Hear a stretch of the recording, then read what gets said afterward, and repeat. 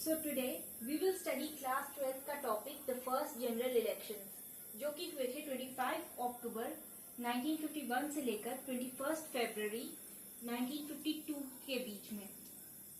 पहला जो general election था, इंडिया का पहला जनरल इलेक्शन, ये था the largest election held in the world at that time.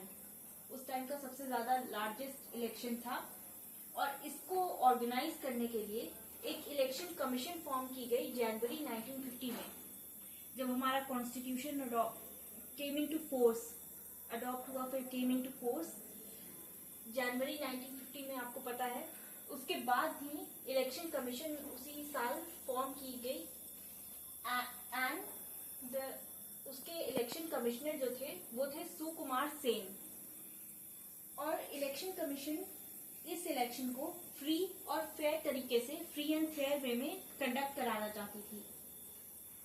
अब इसके लिए इस इलेक्शन में पार्टिसिपेट किया 14 नेशनल पार्टीज ने and overall 53 political parties total ने पार्टिसिपेट किया, जिनमें से थे Indian National Congress, Communist party of India, Socialist Party, Akhil Bharatiya Hindu Mahasabha and many others. और ये सारी पार्टीज compete कर रही थी for 489 seats all over India. इसके साथ साथ कई सारी प्रॉब्लम्स भी फेस करनी पड़ी इलेक्शन कमीशन को। तो चलिए जानते हैं उसके बारे में। कई सारी प्रॉब्लम्स आई थी उस टाइम पे, जैसे कि इंडिया की लार्ज पॉपुलेशन तो सबसे बड़ा रीजन था इस प्रॉब्लम का, कि हर किसी का डेटा कलेक्ट करना और इतने लार्ज स्केल पे इलेक्शन कंडक्ट कराना in each and every district and places of India. District, villages, हर जगह के लोग आने थे वोट करने के लिए। तो इसलिए लार्ज पॉपुलेशन की वजह से कैसे कंडक्ट कराएं, ये एक बड़ी प्रॉब्लम आ गई थी। नेक्स्ट था डेटा कलेक्टिंग डिफिकल्टीज। यही कि लार्ज पॉपुलेशन थी तो इतने सारे लोगों का कम टाइम में डेटा कैसे कलेक्ट किया जा सके। तो जैसा कि मैंने बताया कि 1950 के जनवरी में ही ये इलेक्शन कमीशन फॉर्म हो गया था एंड हर कोई चाहता था कि हर लोगों ने प्लान किया था इलेक्शन कमीशन ने कि 1951 के स्टार्टिंग तक इलेक्शन का, फर्स्ट जनरल इलेक्शन का सारा प्रोसेस खत्म हो जाए। बट इतनी देर क्यों लग गई, यही सारी डिफिकल्टीज की वजह से। डेटा कलेक्ट करने में भी बहुत टाइम लगा उस time because of lack of resources. Next कि वुमेन की डिटेल्स डेटा कलेक्ट हुआ and then it was noticed कि लगभग 40 लाख वुमेन की डिटेल्स सही से नहीं दी गई हैं, because at that time women hesitated to tell their names, their husbands name, and details about, they did not want to disclose the details about their families or anything about them। तो उनके नाम इस तरह से like wife of या daughter of इस तरह से लिखे गए थे, जो कि इलेक्शन कमीशन एक्सेप्ट नहीं कर सकता था। नेक्स्ट है इलिटरेसी। उस टाइम पे लगभग 17 करोड़ एलिजिबल वोटर्स थे, बट उनमें से केवल 15% लिटरेट थे। You can imagine the problem faced. 15% अगर लिटरेट थे सिर्फ, तो बाकी की पॉपुलेशन जो थी, बाकी के 85% लोगों को वोटिंग के बारे में और डेमोक्रेसी के बारे में ज्यादा नॉलेज नहीं थी। लेट्स सी नाउ कि कैसे कैसे इन सारी प्रॉब्लम्स को टैकल किया गया और इलेक्शन की प्रिपरेशन की गई। प्रिपरेशन कैसे कैसे करी इस इलेक्शन को कंडक्ट कराने के लिए। सबसे पहले तो कई सारे ऑलमोस्ट 10 लाख ऑफिसर्स को अपॉइंट किया गया और उन्हें ट्रेनिंग दी गई, जिन्होंने बाद में door to door survey conduct कराए सारी डिटेल्स लेने के लिए और सबको अवेयर कराने के लिए for this upcoming elections. Next 25 lakh ballot boxes और 62 करोड़ बैलेट पेपर्स प्रिपेयर किए गए थे।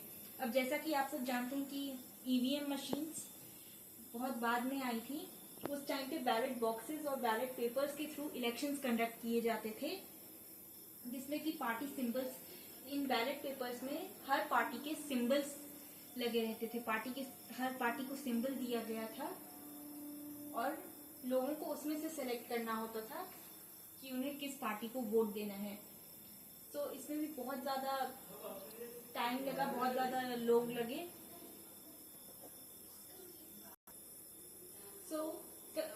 हर जगह बूथ सेटअप किए गए थे, पोलिंग बूथ सेटअप किए गए थे, इज सच दैट एक बूथ 1000 वोटर्स के लिए हो, 1000 वोटर्स फॉर वन बूथ। और टोटल 2,24,000 बूथ सेटअप किए गए थे। 10 लाख गवर्नमेंट ऑफिसर्स इस काम में लगे थे, इस इलेक्शन को कंडक्ट कराने में 10 लाख गवर्नमेंट ऑफिसर्स लगे थे। और ये काफी ज्यादा डिफिकल्ट प्रोसेस था, जैसा कि मैंने पहले भी बताया that it was the largest election ever conducted in the world.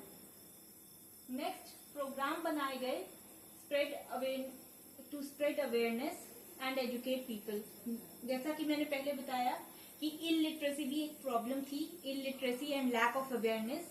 So awareness बढ़ाने के लिए और लोगों को इस बारे में जागरूक करने के लिए प्रोग्राम बनाए गए, अलग अलग कैंपेनिंग की गई, डोर टू डोर कैंपेनिंग।